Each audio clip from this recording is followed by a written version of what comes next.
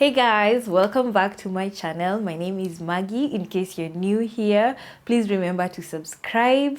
And today I'm going to dive in and talk about my breastfeeding journey and tips that helped me along the way. I am 9 months postpartum, meaning I have a 9-month-old who is still breastfeeding. So it's been a journey of gathering a lot of knowledge, and I think that this video is going to help you or help someone. So remember to like, share it at the end with someone who needs, and to subscribe.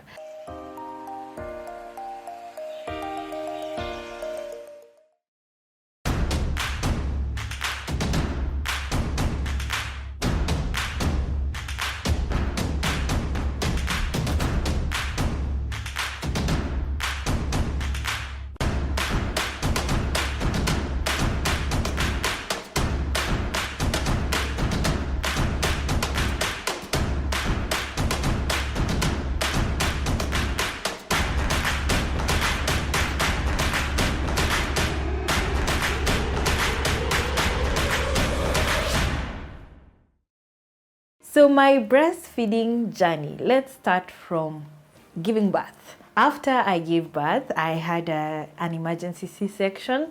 I remember after a few hours being wheeled to the admission ward and being told by the nurses, hi Maggie, we are going to bring your child for you to breastfeed. And I was like, what?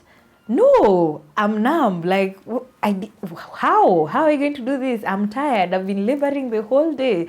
So they were actually like shocked that I was saying, no, please just take the baby to the nursery. Let me rest. And I'm so glad that they actually did that. In my mind, I didn't know that you breastfeed like immediately after a C-section. I was feeling like I had a really heavy day because for the past 24 hours preceding that time, I had not eaten. I had been in labor and I was tired, completely tired, drained. I just wanted to sleep. So when they took me to the ward, they took the baby to the nursery and he started on formula. At that time, I was just okay. I was like, I need to recover. I need to feel better so that I can start. So over like a number of hours, I didn't know that my milk had actually kicked in. Like I didn't know how you're supposed to feel. So I didn't know why my armpits feel a bit swollen and all that, until his pediatrician like did a round and came to report, hey, the child is okay. I hear he's on formula and I can see your breasts are full. You should try and breastfeed so that you don't get mastitis. I was like, oh, my breasts are full. And he actually did a compression like this and milk came out and I was freaked out. I was like, what the hell is happening? Like being a first-time mom, everything is so new. So after he advised that I start breastfeeding, I tried that day when the baby was now brought to me. And unfortunately, he could not latch. He could not latch because I now realized that I have flat nipples. So he was just crying because he could not latch completely. And I'm so thankful to the nurses who were at the nursery because they noticed and now they came up. They told me there are two solutions, either to use a syringe, which I hear is extremely painful, or to pump. So I sent for a pump very fast. I remember that pump was like 2,200 and it's called Intelligent Electric Pump. I bought it, started pumping while in the hospital, and I remember I got a good amount of milk for a first-time mom. Like it's your first time just having given birth. Supply usually takes some time. So I remember getting around 40 ml and I was so excited. I was like, I have milk. So I took it to the nursery and they used to feed the baby with bottle tops like for the baby. So they used to feed him. Every time I pumped, they used to feed him with that milk and also supplement with formula for when it wasn't enough. So we had a breastfeeding session before you are discharged as mothers in the hospital. I gave birth at Mpisha Hospital and we were being taken through breastfeeding, putting the baby on your nursing pillow, breastfeeding positions.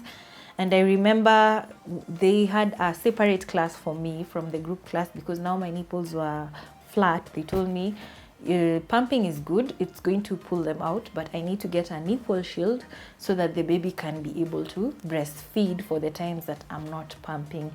So I sent for a Medela nipple shield and they actually helped me to now put it on my boob and actually breastfeed the baby. And I was so intrigued. I was like, oh my God, all this knowledge. I didn't know about a nipple shield. Here I am using one. So we used a nipple shield for quite some time. This is how they looked. So you just take the shield like this, and then you put it on your nipple. So because the nipple is flat, you find that the baby will just circle here and the milk will come out. So it was very intriguing, and I had to keep these nipple shields very clean to sterilize after use, like put in hot water and all that. And I used it for quite some time until my nipples now, the more the baby was suckling, the more the nipples came out and the more the breastfeeding became bearable. So of course there were those pains that you feel the first 2 weeks during breastfeeding because your stomach is contracting back and all that. But because my C-section took a while to heal, I was in a bit of pain the first week. Not a bit, I was in a lot of pain. But the good thing is that I started pumping early. Now, if you know the rules of pumping, the more you pump, the more milk you get. So I started pumping early, which meant that my boobs kept getting full, like over time. So the first week, I remember now when my CS wound got septic and I was on treatment, like I couldn't move for a couple of hours because of injections and all that, my baby had to be bottle fed. So that's when the bottle feeding journey started. He would use the milk that I had pumped, and my sister took over, like that night, took over the feeding. So that's when we started bottle feeding. But we were breastfeeding more with the nipple shield than bottle feeding, just because the first few weeks you want to keep everything very clean and avoid infections because their immunity is still low. So you avoid like if you have to bottle feed, then you have to make sure that everything is sterilized, etc. So that went on for a month, use of the nipple shield. We used like for a month. Then I started weaning him off the nipple shield because I noticed now the nipples are okay. So you'd breastfeed a bit, then I remove the nipple shield, then he continues. Now he was latching well and it felt amazing. And my milk was a lot. And that meant that sometimes I'd wake up in the middle of the night to have to pump. Another thing is because now my supply was quite high, I used to use a haka pump. Now let me tell you, this pump really came in handy because when your baby is suckling on one side, this other side is always leaking. So I used to just put it like that on the nipple, like you push in the air and then you place it and then it stays there. So it collects the extra milk that usually pours on the other side. Instead of you being messy and having to change in the middle of the night, I used to collect a lot of milk. I would collect even 70 ml, sometimes even 50, even 30. I didn't care, I just didn't waste milk. This pump actually came in very handy for me in collecting and saving milk during breastfeeding due to the oversupply. Another item that I also invested in because the milk was a lot at that time is the breast milk collector. I think that's what they're called. So I used to have this collector where I'd put in my pump in my nursing bra. So as the baby breastfeeds this side, then milk is just automatically collected. And then after a while, after it's over, you just open it and then you pour it in your bottle or in your storage bag. So these are some of the items that just came in handy in the first 3 months, and the breastfeeding journey at that time was wonderful. Now, what I didn't know is that when I was away from the house, I needed to pump. So after the 6-week vaccine, I remember I used to frequently just leave the house for self-care and errands, and I would not pump because in my head I think I have milk, which is misinformation because you're supposed to tell your body that you still need the milk for the hours that you're away. So every 3 hours you mimic the way a newborn breastfeeds, you pump from wherever you are. And that's the mistake I did like the first 3 months. So when we came to the 3rd month and now I'm at work, going to work, and I noticed now my supply went very low and I was so worried. I was so worried because now the boy was feeding more and more.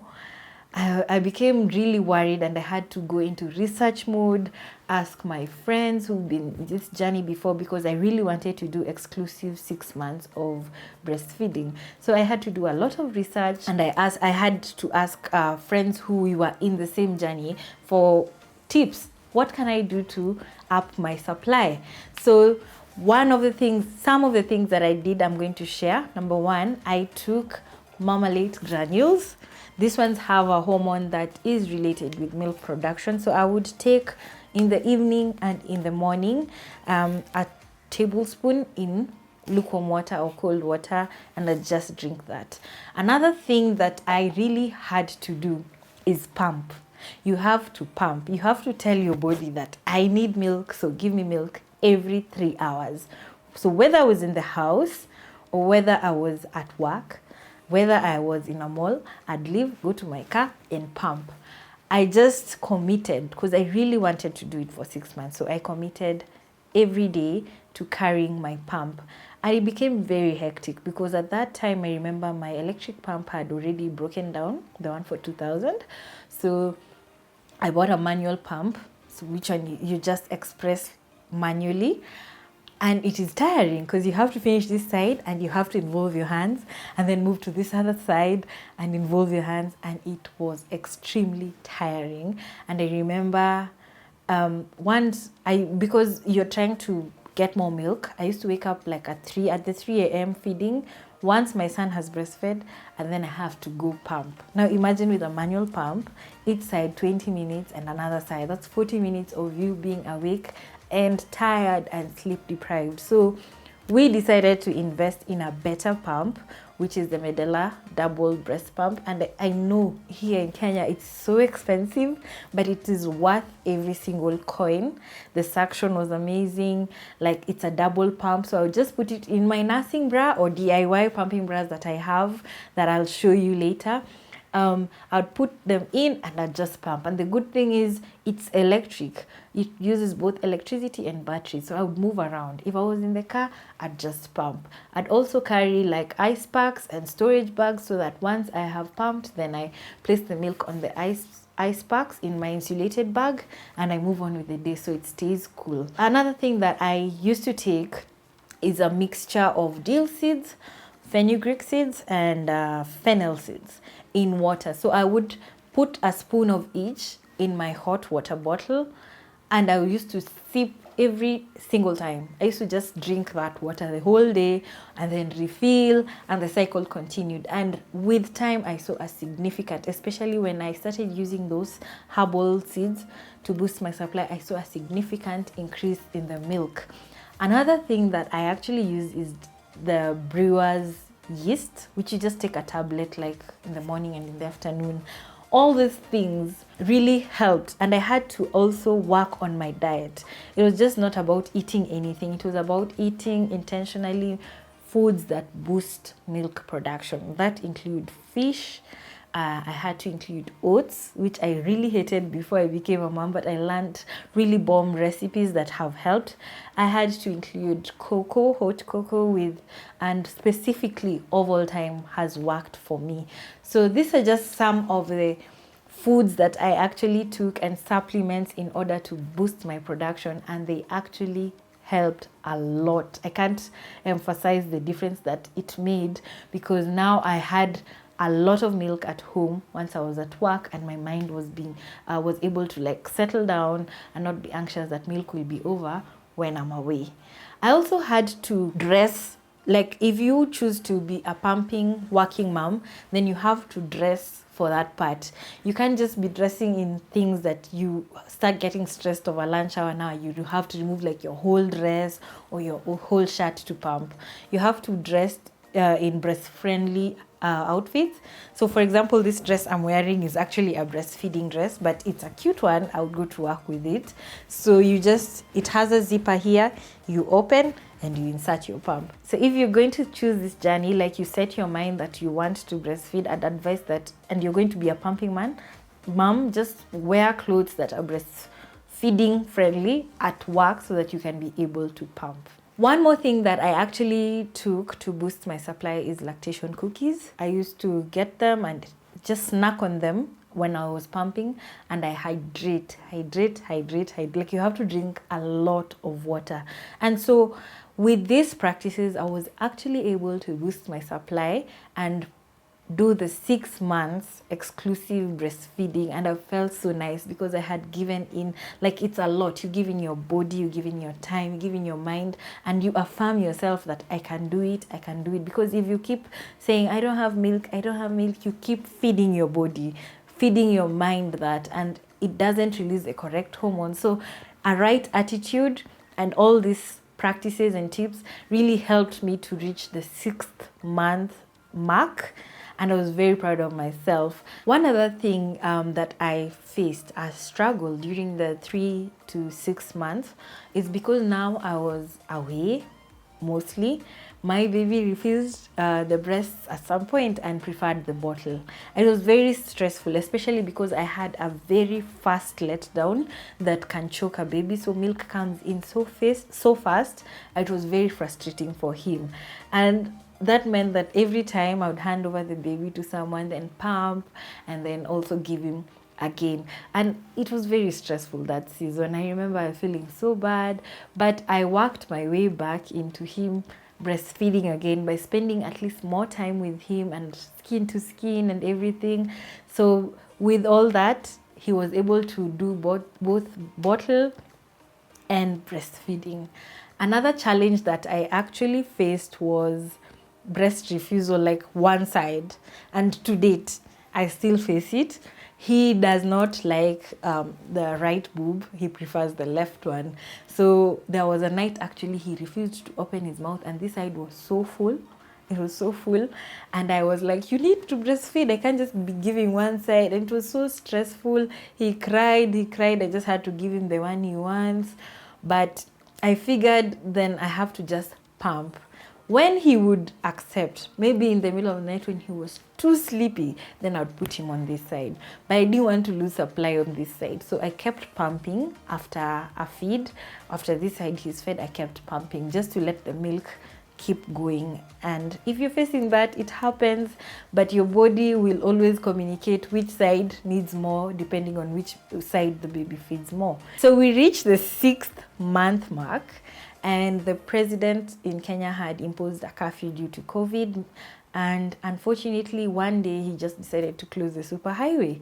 And that day I remember I had left only had only 2 spare storage bags full of milk. And I was worried because I kept wondering, what if I was using the superhighway, the thicker superhighway, the one that was actually blocked? Fortunately, that day I was not using it. I was able to reach home well past curfew because Mombasa Road is under construction. It was a mess, but I was able to reach home. But that day is the day I panicked, and I decided, let me buy formula to stay in the house just in case. But I was not so worried because, well, we were just a few days shy of the of him turning 6 months. So once he turned 6 months, we tried the formula, and he actually refused. He just refused. He was so used to breast milk, he actually refused. That meant I continue pumping. And now we had also started weaning. And weaning is a very 50-50 game when you're starting. You don't know whether your child will take it up well. You don't know whether they'll eat well. So he used to eat sometimes, and some days he refuses, meaning I had to make sure there's still milk coming. Now, the mistake I had made was I had slacked on pumping. I was not doing it even 3 hours. I would even go 8 hours without pumping because I'm like, now my child is eating. That for me was a mistake because I thought he's automatically going to like food. So I would say that if you're going to start weaning, don't slack on the pumping journey yet. Let's just see how the baby is adapting to food and everything before you decide to slack down.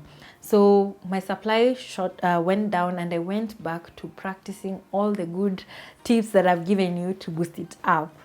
Now we continued with the breastfeeding, and my supply came back, and fortunately he again picked up weaning at the 7th mark, 7.5 onwards, and he was eating well. And so now I reduced the hours that I was pumping. He took up the weaning journey really well and continued well for a while, and then again he got sick, which meant that he had to breastfeed more. Babies breastfeed more when they're sick, and you are actually advised to continue breastfeeding as much as you can when they're sick so that they can get all the good antibodies at that time, and it's very soothing for them. Now we went to the 9th mark and my supply again went down, completely down, which is now like a week ago. And this could be attributed to the reason that one, hormones. Sometimes when you're in your periods, the supply just goes drastically down. Two is the fact that I was away and I was not again pumping regularly, because in my mind he had taken up weaning so well. He was not consuming a lot of milk. I would pump in the morning before I leave, and in the evening when I came back he had not even finished because he was eating well. So my supply again went down. But I think when babies grow older now, they realize, this thing is sweet, I want it all the time. So even when he used to wake up at night, I did not have enough to sustain him for longer hours of sleep. But and again, I had to work extra hard to get my supply back. And this time I actually worked with a lactation specialist, who's Mama Mudhoni on Instagram. She's called at Mothership, the Mothership KE. And she was really supportive. It's very good when you have another mom or someone who's had this experience cheering you on. So I would pump. I would do the power pumping, the one that you do in the morning for 1 hour. You do it for 20 minutes, take a 10-minute break, 10 minutes, again you pump, 10-minute break, and then 10 minutes. And I would do that every single day for my supply to come back up. And in a week, I actually moved from producing just 40 ml in a pumping session in the morning to 220. So I would say that the tips that I've shared really help, and especially pumping if you are away. And I'm looking forward to what the rest of the journey would bring as I try to wean him off. He had actually completely refused formula, and actually the brand that he accepted to taste at 6 months was like Aptamil.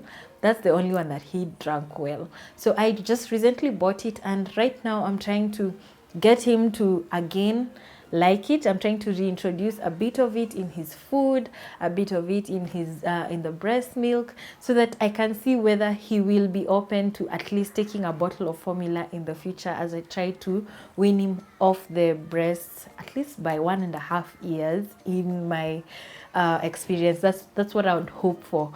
But in a nutshell, this video is just me telling you about how the journey has been. 9 months. It's had its challenges, and I hope that me sharing those challenges show you that probably you're not alone, and two, me overcoming those challenges, that you can actually do it as well. So thank you so much for watching this video. If you found it helpful, let me know in the comment section. Share it with someone, share it with a friend who needs it, or a new mom. Information is actually key in the breastfeeding journey, and you need a lot of support. So please share this video, like, comment, and don't forget to watch the next one. See you. Bye-bye.